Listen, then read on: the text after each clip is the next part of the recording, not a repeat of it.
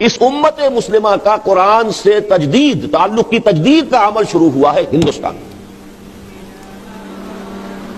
شاہ ولی اللہ دہلوی، میری پوری کتاب اس موضوع پر موجود ہے، دعوت رجوع الی القرآن، رجوع الی القرآن، قرآن کی طرف رجوع کرنے کا عمل کب شروع ہوا، کیسے شروع ہوا، کیسے قرآن پس منظر میں گیا، وہ سارا فنومینا میں نے دعوت رجوع الی القرآن کا منظر اور پس منظر، دلائل اور حقائق اور شواہد کے ساتھ اس کتاب میں بیان کیا ہے۔ اس کا عمل شروع ہوا کب؟ شاہ ولی اللہ سے، ہندوستان میں۔ اس وقت تک قرآن مجید کا اردو میں تو کیا ترجمہ ہونا تھا، فارسی میں بھی نہیں تھا، فارسی کوٹ لینگویج تھی۔ شاہ ولی اللہ پہلا شخص ہے جس نے فارسی میں ترجمہ کیا، اور علماء ان کے خلاف اتنی زبردست شورش کر کے کھڑے ہو گئے، گویا کہ کفر کیا انہوں نے، ترجمہ کرتا ہے قرآن کا۔ سرحد سے پٹھان منگوا لیے گئے تھے قتل کرنے کے لیے، مسجد فتح پوری کے باہر کھڑے ہوئے تھے کہ جب نکلے گا یہ ولی اللہ سے قتل کر دیں گے۔ لیکن ہوا یہ ہے کہ جب وہ نکلے ہیں تو کچھ ایسی ہیبت ان پر طاری ہوئی ہے، ہیبت حق اصلی اللہ کی طرف سے، وہ ٹھٹر کے رہ گئے، کسی نے حملہ نہیں کیا، بچ گئے۔ یہ حالت فارسی میں ترجمہ کیا، ان کے دو بیٹوں نے اردو میں ترجمہ کیا، ان کے ایک بیٹے نے پہلی اردو میں تفسیر لکھی، شاہ عبد العزیز دہلوی سب سے بڑے بیٹے تفسیر لکھ رہے، تفسیر عزیزی۔ شاہ عبد القادر نے اردو میں ترجمہ کیا، با محاورہ اردو۔ شاہ رفیع الدین نے اردو میں ترجمہ کیا، لفظی اردو۔ یہ عمل یہاں سے شروع ہوا، بہت زوردار۔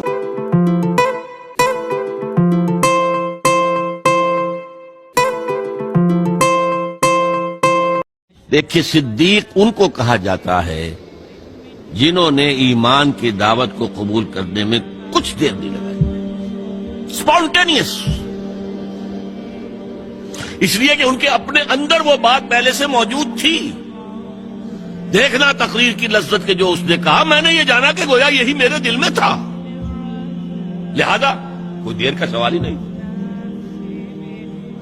حضور فرماتے ہیں کہ میں نے جس کے سامنے بھی ایمان کی دعوت رکھی، اس نے کچھ نہ کچھ توقف ضرور کیا، سوائے ابو بکر کی کہ اس نے ایک لہجے کا توقف کیے بغیر تصدیق کی۔ یہ صدیق وہ لوگ ہوتے ہیں، جدید اصطلاح میں آپ کہیں گے انٹروورٹس، دروبین۔ ہمت ہے تو افکار کی دنیا سے گزر جا، اپنے افکار کی وادیوں میں بھی سفر کر رہے، دل کی گہرائیوں میں بھی، اپنے من میں ڈوب کر پا جا سراغ زندگی۔ ان کا مزاج جب غور و فکر کرنے والے ہیں، سوچنے والے ہیں، نیکی کی حس بیدار ہے، از خود اپنی فطرت سلیمہ اور عقل سلیم کی روشنی میں وہاں پہنچ گئے، آس پاس۔ لہذا دعوت آئی، فوراً تصدیق۔ اگر جہنم سے بچنا چاہتے ہو تو ایک تجارت کرنی ہوگی۔ اب وہ تجارت کیا ہے، وہ بھی خود ہی فرماتی، تؤمنون باللہ ورسولہ، وہی بات جو سورہ حجرات کی آیت میں ہے، ایمان پختہ رکھو اللہ پر، اس کے رسول پر، وتجاہدون فی سبیل اللہ باموالکم وانفسکم، اور جہاد کرو اللہ کی راہ میں اپنی جانوں اور مالوں کے ساتھ، ذالکم خیر لکم ان کنتم تعلمون، یہی تمہارے حق میں بہتر ہے اگر تم علم رکھتے ہو۔ معلوم ہوا کہ یہ جہاد لازم، یہ جدوجہد لازم ہے، یہ ایمان کا لازمی تقاضا ہے، یہ جہنم سے چھٹکارا پانے کی لازمی شرط ہے۔ اگر یہ نہیں کر رہے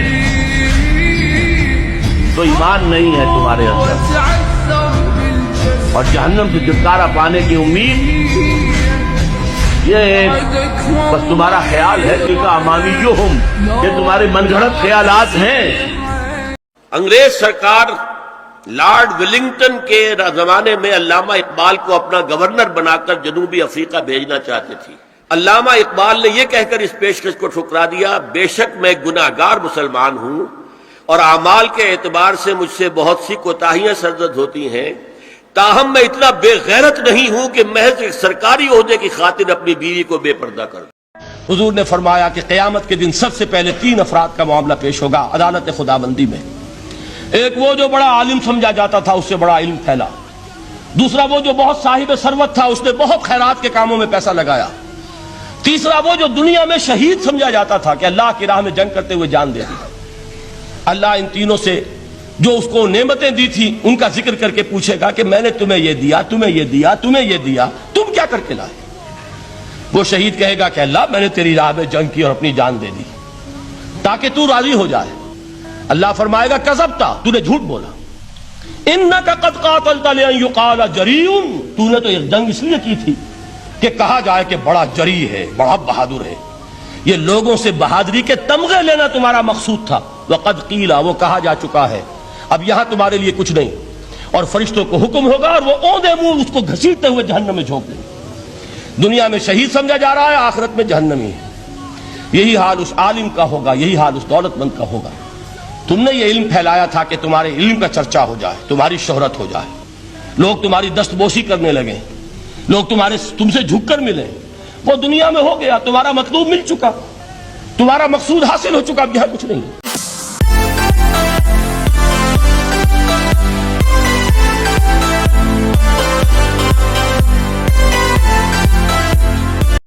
انی آمرکم بخمس اللہ امرنی بہن بالجماعت والسمع والطاعت والہجرت والجہاد فی سبیل اللہ.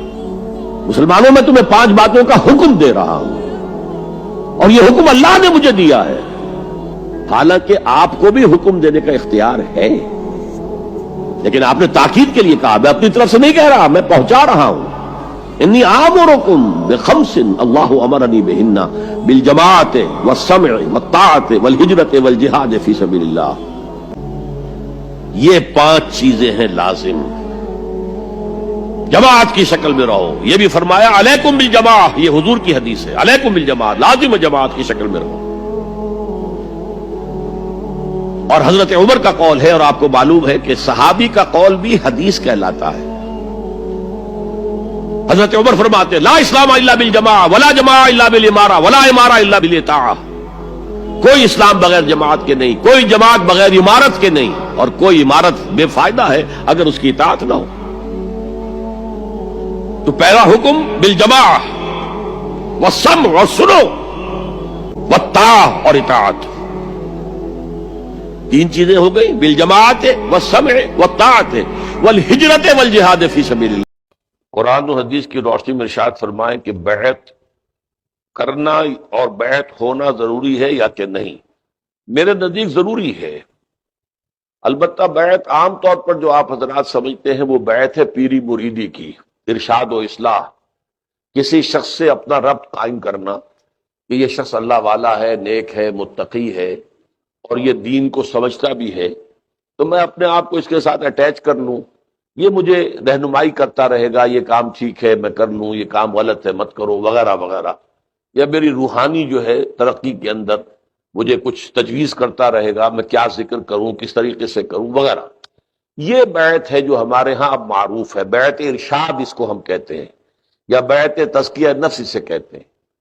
اس کے لیے بھی اگرچہ میرے نزدیک اس کے لیے دلائل ہیں، اور بیعت عقبہ اولیٰ جو ہے در حقیقت میرے نزدیک وہ سنت کے ذخیرے میں اس قسم کی بیعت کے لیے ایک دلیل ہے، اساس ہے. لیکن جس بیعت کا ہم ذکر کر رہے ہیں وہ بیعت بالکل مختلف ہے. وہ بیعت ہے بیعت جماعت، کسی جماعت میں شامل ہونے کے لیے بیعت کرنا کہ آپ جو حکم دیں گے میں مانوں گا، بشرطے کہ شریعت کے خلاف نہ ہو. باقی میری رائے اس کے خلاف بھی ہو تب بھی مانوں گا. اس کا اصل تعلق اس سے ہے کہ اگر آپ یہ سمجھتے ہیں کہ اللہ کے دین کو غالب کرنے کی جدوجہد کرنا فرض ہے، اور ہے، بدقسمتی سے یہ ہمارے ذہنوں سے نکل گیا ہے، لیکن ہے فرض. اگر بندہ مومن جو ہے وہ باطل کے غلبے کے تحت زندگی گزار رہا ہے تو اس کا فرض عین ہے کہ اس باطل کے غلبے کو ختم کر کے اللہ کے دین حق کے غلبے کی جدوجہد کرے. اس جدوجہد کے لیے کسی نہ کسی جماعت میں ہونا لازم ہے. جیسے نماز آپ نہیں پڑھ سکتے بغیر وضو کے، ایسے ہی یہ جدوجہد بغیر جماعت کے نہیں ہو سکتی. اس جماعت میں شامل ہونے کا ایک طریقہ یہ ہے کہ اللہ کے کسی ایسے بندے سے جس سے آپ متفق ہوں کہ اس کا طریقہ کار بھی صحیح ہے، یہ آدمی بھی صحیح ہے، یہ راستہ جانتا بھی ہے، میں اپنے آپ کو اس کے ساتھ اٹیچ کرتا ہوں، میں اس کا ساتھی ہوں، یہ جو کہے گا میں کروں گا. یہ بیعت ہے، بیعت سمع و طاعت فی المعروف، جو کہ ایک حزب اللہ بنانے کے لیے، ایک جماعت بنانے کے لیے یہ بیعت ہے. اور یہ بیعت جو ہے یہ لازم ہے. یہ وہ بیعت ہے جس کے بارے میں حضور کی حدیث ہے صحیح مسلم کے اندر حضرت عبداللہ ابن عمر رضی اللہ تعالی عنہما سے، من مات ولیس فی عنقہ بیعۃ مات میتۃ جاہلیۃ. جو شخص مر گیا اس حال میں کہ اس کے گردن میں بیعت کا قلادہ نہیں تھا. اب یہ گردن میں قلادہ ہونا، جیسے کوئی بکری ہے، آپ نے ایک رسی اس کے گردن میں ڈالی ہوئی ہے، وہ آپ نے پکڑی ہوئی ہے، یہ بیعت کی حیثیت یہ ہوتی ہے. آپ کے ہاتھ میں رسی ہے، بکری ادھر ادھر نہیں جا سکتی. اسی طرح آپ نے کسی کی بیعت کی ہے تو اب آپ اس کے تابع فرمان ہو گئے، اس کا حکم آپ کو ماننا پڑے گا، بالکل جیسے کہ آپ کے گردن میں وہ ایک جو ہے وہ پڑی ہوئی ہے، وہ قلادہ پڑا ہوا اور اس کا جو سرا ہے وہ شخص کے ہاتھ میں ہے. تو جو شخص مرا اس حال میں، وہ لیس فی عنقہ بیعۃ، اس کی گردن میں بیعت کا قلادہ نہیں تھا، فقد مات میتۃ جاہلیۃ، تو وہ جاہلیت کی موت مرا ہے. لیکن اس حدیث کو میں جو اس کی وضاحت کرتا ہوں وہ یہ کہ دو ہی شکلیں ممکن ہیں. یا تو مثلا جیسے ہمارے پڑوسی ملک افغانستان میں کہ ایک ملک ایسا ہے جس میں کہ بیعت کی بنیاد پر نظام حکومت قائم ہے، اب وہ امیر المومنین ہے ملا عمر صاحب، ان کے ہاتھ پر بیعت ہے. یا جیسے کہ حضرت عمر فاروق کے ہاتھ پر بیعت تھی، حضرت ابو بکر کے ہاتھ پر بیعت تھی، حضرت علی حضرت عثمان کے ہاتھ پر بیعت تھی رضی اللہ تعالیٰ عنہ اجمعین. یا تو یہ بیعت ہوگی. اچھا فرض کیجئے نظام نہیں ہے، نظام باطل کا ہے، سیکولر نظام ہے، ملحدانہ نظام ہے، کافرانہ نظام ہے، تو وہ اسلام کا نظام کیسے آ جائے گا جب تک کہ جد و جہد نہ ہو؟ جد و جہد کیسے ہوگی جب تک جماعت نہ ہو؟ تو جو جماعت کا امیر ہوگا اس سے بیعت کی جائے گی. تو ظاہر بات ہے دو کے سوا تیسری شکل کوئی نہیں. یا تو اسلامی نظام قائم ہے تو اس کا جو امیر ہے سربراہ ہے اس کے ہاتھ پر بیعت، قائم نہیں ہے تو قائم کرنے کی جد و جہد کرنا فرض عین ہے، اس کے لیے کسی ایسی جماعت کے امیر سے بیعت کہ جو جد و جہد کر رہی ہو اور اس پر بیعت کر کے آپ اس میں شامل ہو جائیں. اس اعتبار سے میرے نزدیک یہ بیعت جو الفاظ آئے ہیں من مات ولیس فی عنقہ بیعۃ مات میتۃ جاہلیۃ، 100% صحیح ہے، درست ہے، اور اس میں کوئی استثناء موجود نہیں. مثال کے طور پر اگر کوئی شخص آپ کو تھپڑ مار دے بلا وجہ، اب اگر تو صورت یہ ہے کہ آپ کمزور ہیں، ضعیف ہیں، بدلہ نہیں لے سکتے، تب تو ظاہر بات ہے آپ کے لیے کوئی آلٹرنیٹو ہے ہی نہیں. دہر درویش پر جانے درویش، اپنی جگہ پر چاہے آپ کتنے ہی اندر کھول کر رہ جائیں لیکن آپ کو اقدام نہیں کر سکتے. لیکن فرض کیجئے کہ آپ اس پر قادر ہیں کہ بدلہ لے سکیں، جوابی تھپڑ رسید کریں. لیکن یہاں اسلام کی تعلیمات آپ کے سامنے دو آلٹرنیٹو کرتی ہے، دو متبادل صورتیں ہیں. ایک اخلاقی سطح، روحانی سطح، وَإِن تَعْفُوا وَتَصْفَحُوا وَتَغْفِرُوا، اگر تم معاف کر دو اور بخش دو اور چشم پوشی سے کام لو تو یہ چیز جو ہے تمہاری روحانی ترفع کے لیے، تمہاری روحانی ترقی کے لیے یہ پہلو بہت مفید ہے.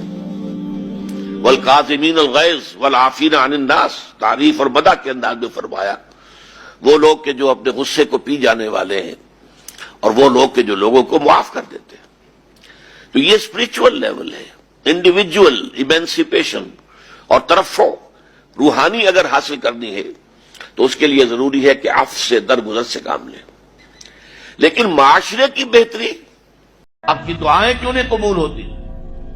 یاد کیجئے 1971 بہت سے لوگوں کو یاد ہوگا جب مشرقی پاکستان میں جنگ ہو رہی تھی تو کتنی دعائیں قنوت نازلہ مسجدوں میں پڑھی گئی ہیں. اے اللہ مدد کر، اے اللہ ان کافروں کو تہس نہس کر دے، اللہم شتت شملہم، اللہم مزق جمعہم، اللہم دبر دیارہم. لیکن اللہ نے ایک نہیں سنی نہیں سنی. تمہارا منہ ہی نہیں ہے مجھ سے بات کرنے کا. تم نے میرا دین قائم کیا ہے، تم میرے احکام پر چلتے ہو، اگر نہیں تو تمہارا کیا حق ہے کہ تم مجھ سے دعا مانگو. قل یا اہل الکتاب لستم علی شیء حتی تقیموا التوراۃ والانجیل وما انزل الیکم من ربکم. اے نبی کہہ دیجئے، اے یہودیوں، اے نصرانیوں، یا اے اہل کتاب، تمہاری پوزیشن ہی نہیں ہے ہماری نگاہوں میں جب تک کہ تم تورات کو نافذ نہ کرو، انجیل کو نافذ نہ کرو، اور بھی جو کچھ ہم نے نازل کیا اس سب کو نافذ نہ کرو. اس وقت تک تمہاری کوئی حیثیت ہی نہیں. You have no ground under your feet. تمہارے پاؤں تلے زمین ہی نہیں ہے. کیا دعائیں کرتے ہو ہم سے؟ کس منہ سے دعا کرتے ہو؟ اب اسی لفظ کو ذرا سا بدل کر پڑھ لیجئے. اللہ کا قانون تو بدلتا نہیں ہے کہ اہل کتاب کے لیے قانون کچھ اور ہو اور امت مسلمہ کے لیے کچھ اور ہو. نہیں، پڑھیے ذرا سا لفظ بدلیے. قل یا اہل القرآن لستم علی شیء حتی تقیموا القرآن وما انزل الیکم من ربکم. اے نبی کہہ دیجئے، اے قرآن والو، تمہاری کوئی حیثیت نہیں، کوئی حقیقت نہیں، ہماری نگاہوں میں کوئی وقت تمہاری نہیں جب تک کہ تم قرآن کو قائم نہیں۔ یہودی کا اگر علاج ہے، جیسے آپ نے سنا تھا بچپن میں کہانیاں، دیو کی جان ایک طوطے کی گردن میں ہے، طوطے کی گردن مروڑ دو گے دیو مر جائے گا۔ یہودی کی جان سود میں ہے۔ یہ سارا ہتھ کنڈا اس کا جو ہے، جو ورلڈ ڈومینیشن یہودی چاہ رہا ہے، وہ مالیاتی نوعیت کی ہے۔ وہ اپنی حکومت قائم نہیں کرنا چاہتا۔ حکومت کے تو بڑے کھکھیڑ ہوتے ہیں، بڑی ذمہ داریاں ہوتی ہیں، لوگوں کی تنقیدیں سننی پڑتی ہیں، بھوکے بھیڑیے کبھی ٹوٹ پڑتے ہیں، لہذا ان کو چھوڑو، حکومت وہ خود کریں۔ ہاں وہ محنت کریں حیوانوں کی طرح، ملائی ہمارے پاس آتی چلی جائے، زندہ رہنے کی حد تک تو ان کو دیں گے، جیسے تانگے والا گھوڑے کو بھی آخر دانا تو ڈالتا ہے کہ اگلے دن پھر اسے جوتنا ہے تانگے کے اندر، لیکن اصل کمائی تو اس کی ہے جو ہو رہی ہے۔ صرف یہ مالیاتی نظام اور اس کا ایک ہی لفظ کے اندر توڑ ہے، سود ختم اور یہود کی گویا کہ جان نکل جائے گی۔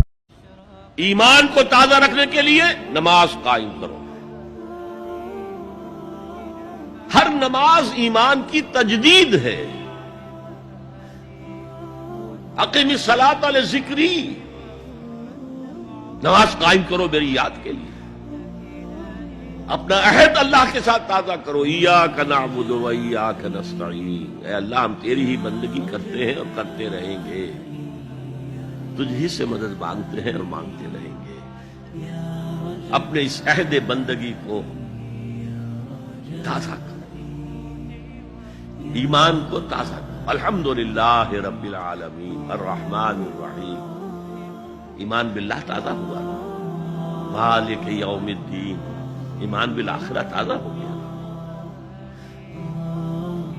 یہ ہے ایمان کو قائم رکھنے کے لیے، نیکی کی اس روح کو برقرار رکھنے کے لیے اللہ تعالی کی طرف سے یہ ستون ہے۔ الصلاۃ عماد الدین، دین کا ستون ہے یہ نماز۔ پھر یہ کہ عورت کا ذاتی پردہ ہے، وہ دو ہیں، ایک اس کا ستر ہے اور ایک ہے اس کا حجاب۔ غیر محرم مردوں کے سامنے وہ کھلے چہرے کے ساتھ نہیں آ سکتی۔ ہاں محرموں کے سامنے چہرہ کھلا ہو، ہاتھ کھلے ہوں، پیر کھلے ہوں، کوئی حرج نہیں ہے، لیکن پورا جسم کورڈ ہو صحیح طور سے، نہ لباس اتنا تنگ ہو کہ جسم کے نشیب و فراز ظاہر ہو رہے ہو، نہ اتنا باریک ہو کہ اندر سے جسم جھلک رہا ہو۔ یہ اگر ہے تو پھر حضور نے فرمایا ہے کہ اللہ کی لعنت ہے کاسیات عاریات پہ، جو لباس پہن کر بھی ننگی ہوتی ہے۔ اس اعتبار سے یہ سطر جو ہے وہ تو کور کرنا ضروری ہے۔ اس سے آگے صرف شوہر یا کوئی سرجن بوقت ضرورت مجبوری میں کہ عورت کو سرجن میں اویلیبل نہ ہو۔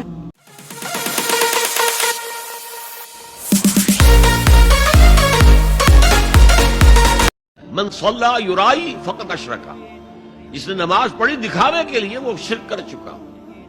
ومن صام یرائی فقط اشرکا، جس نے روزہ رکھا دکھاوے کے لیے وہ شرک کر چکا۔ ومن تصدق یرائی فقط اشرکا، جو صدقہ خیرات دیتا ہے دکھاوے کے لیے اس نے شرک کیا۔ قرار پکڑو اپنے گھروں میں، وقار کے ساتھ رہو، ٹھہری رہو اپنے گھروں میں، اور بند سمر کر باہر نہ نکلو جیسے کہ تم جاہلیت کے دور میں نکلتی تھی۔ اس کو ہمارے ماڈرن لوگ کہہ دیتے ہیں یہ تو صرف ازواج مطہرات کے لیے تھا۔ اس کی نمائش ہرگز نہ ہو، کیونکہ اس سے غرباء کا دل دکھتا ہے۔ آپ کا کوئی شوفر ہوگا، آپ کا کوئی خانسامہ ہوگا، اس کے ہاں ہو سکتا ہے بچی بیٹھی ہو، ہاتھ پیلے نہیں کر سکتا، اور وہ دیکھے یہ جہیز لے کر بیٹی جا رہی ہے ان کی۔ اب آپ مولوی کتنا ہی کہے، تمام مسلمان آپس میں بھائی بھائی ہیں، وہ کہے گا بھائی ہے یہ بھائی ہے میرا۔ لہذا یہ محرومی کا احساس نہ پیدا ہو۔ لا ایمان لمن لا امانت لہ ولا دین لمن لا عہد لہ، جس شخص میں امانت داری کا بس نہیں اس کا کوئی ایمان نہیں، اور جس شخص کے اندر ایفائے عہد کا مادہ نہیں اس کا کوئی دین نہیں۔ دین تو نام ہے ایک بہت بڑے کانٹریکٹ کا، ایاک نعبد و ایاک نستعین، اے اللہ تیری ہی بندگی کرتے ہیں اور کریں گے۔ اس سے بڑا معاہدہ کیا ہوگا؟ پوری زندگی کو کور کر رہا ہے۔ وہ اتنا بڑا معاہدہ کیسے پورا کر دے گا اگر وہ چھوٹے چھوٹے عہد پورے نہیں کرتا؟ کہ جہاں تمہارا مال ہوگا وہیں تمہارا دل ہوگا. مال یہاں ہوگا تو دل اٹکا ہوا ہوگا اور فرشتے اس طرح گھسیٹ کر کھینچیں گے آپ کی جان کو جیسے کہ سیخ پر سے کباب کھینچا جاتا ہے. اور اگر دل وہاں لگا ہوا ہے جس کے لاکھوں کروڑوں ڈالر سوئس بینکس میں جمع ہے, اسے کہا جائے نکل جاؤ پاکستان سے, اسے کوئی تکلیف ہوگی؟ نکل جاؤ فلاں ملک سے, ملک بدل کرتے تم, کیا تکلیف؟ میرے بینک کے اندر پیسے ہیں. اپنا مال زمین پر جمع نہ کرو. جہاں چوری بھی ہوتی ہے ڈاکہ بھی پڑتا ہے, کیڑا بھی خراب کرتا ہے. آسمان پر جمع کرو جہاں نہ چوری کا اندیشہ, نہ ڈاکے کا خوف, نہ کیڑا خراب کر سکے. اس لیے کہ میں تم سے سچ کہتا ہوں, سورہ صف میں فرمایا ان اللہ یحب الذین یقاتلون فی سبیلہ صفا کانہم بنیان مرصوص. اللہ کے محبوب تو وہ بندے ہیں جو اس کی راہ میں جنگ کرتے ہیں ایسی صفیں باندھ کر گویا کہ سیسا پلائی ہوئی دیوار ہے. آج کل ہم کہیں گے جیسے کہ ری انفورس کنکریٹ کی وال ہے. اس وقت وہ سیسا پلا دیا کرتے تھے درزوں کے اندر. اس دیوار کی مانند کھڑے رہے جس میں کوئی رخنا نہ پیدا کیا جا سکے.